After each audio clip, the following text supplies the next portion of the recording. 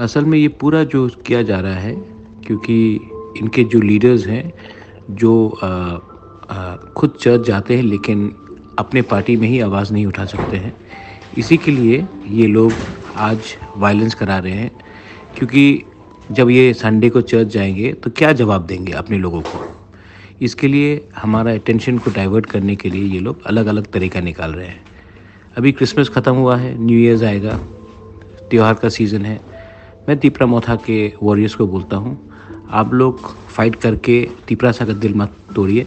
हमको जवाब देना है, हम जवाब देंगे, और ऐसा जवाब देंगे जो उनको भारी पड़े इलेक्शंस में।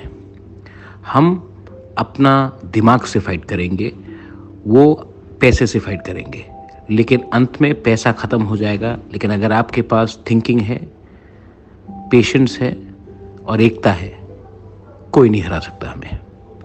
नया साल है, परिवार के संग रहिए, खुश रहिए, प्यार बांटिए। वो लोग नफरत बांट रहे हैं, अंत में प्यार जीतेगा, तीपरासा जीतेगा। This is Bubagra for all. हम बाय।